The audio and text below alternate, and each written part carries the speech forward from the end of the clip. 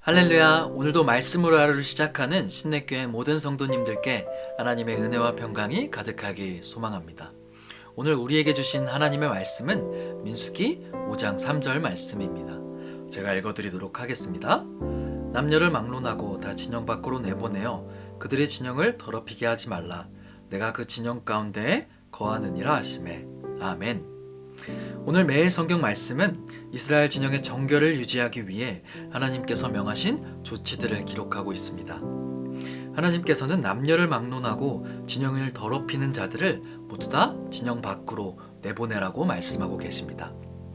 그 이유는 하나님께서 진영 가운데 계시기 때문입니다. 오늘 본문 2절의 말씀을 살펴보면 이 진영을 부정하게 하는 세 가지 것들이 언급됩니다. 그것은 나병 환자와 유출증이 있는 자, 그리고 주검으로 부정하게 된 자입니다. 먼저 주검은 생명에 이른 상태를 말합니다. 유출증은 몸 밖으로 피나 고름 같은 것들이 계속해서 흘러나오는 증상이죠.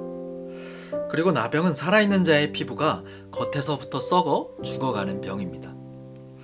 이처럼 성경에서 말하는 부정은 다른 사람에게 더러운 것이나 질병을 옮기는 생명의 상실을 야기합니다. 그런데 이 생명의 상실은 이스라엘 민족에게 있어 치명적이었습니다. 당시 이스라엘 민족은 진영의 테두리 안에 있었습니다. 다시 말해 그들의 군대가 진을 치고 있었다는 말입니다.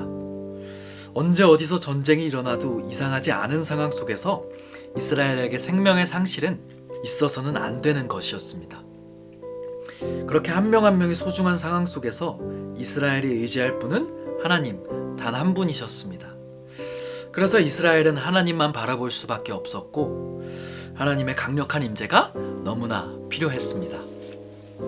하나님이 정결하시기 때문에 하나님의 진영은 정결해야 합니다. 하나님의 진영 안에는 생명이 있고 거룩함이 있습니다. 하지만 이 진영 밖에는 죽음과 부정함이 있습니다.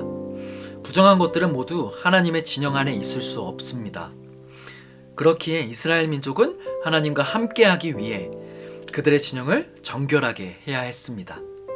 제사를 담당하는 제사장이나 레위인만 정결해야 되는 것이 아니라 이스라엘 12지파의 모든 장막이 정결하고 거룩해야 했습니다. 그래야 거룩하신 하나님께서 이스라엘과 함께 하실 수 있었기 때문입니다. 오늘 본문 4절의 말씀을 보면 이스라엘 백성은 하나님의 명령을 따라 부정한 자를 모두 진 밖으로 내보냈습니다. 즉 이스라엘 백성은 하나님의 명령에 순종한 것입니다. 그러나 사실 이스라엘 백성이 하나님의 명령을 따른다는 것은 쉬운 일이 아니었습니다. 비록 그들이 부정한 자들이었지만 그 속에는 사랑하는 부모나 자식들이 있었을 것이고 집안의 어른이나 친한 친구들도 있었을 것입니다.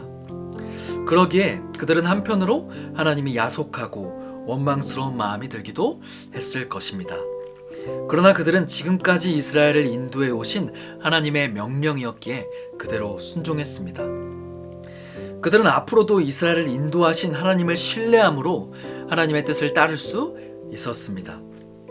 성도 여러분, 오늘 본문이 말하고자 하는 것은 궁극적으로 하나님과 백성과의 관계를 유지시키는 접촉점이 무엇인가 하는 내용입니다. 그것은 바로 거룩입니다.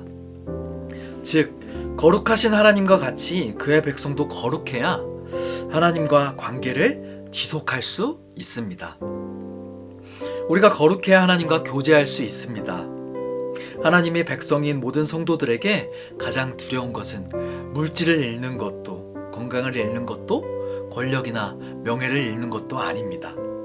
바로 하나님과의 관계가 단절되는 것입니다.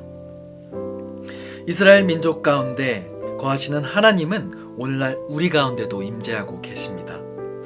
오늘날 우리에게도 거룩하라고 말씀하고 계십니다. 이스라엘 백성이 치를 싸움은 외부의 적들과 벌이는 전투가 아닙니다. 이들의 싸움은 사실 내부에 도사리고 있는 부정과의 싸움입니다. 이는 우리 또한 마찬가지입니다. 우리가 싸워야 할 것은 우리 밖에 있는 것들이 아닌 우리 속에 있는 부정함입니다.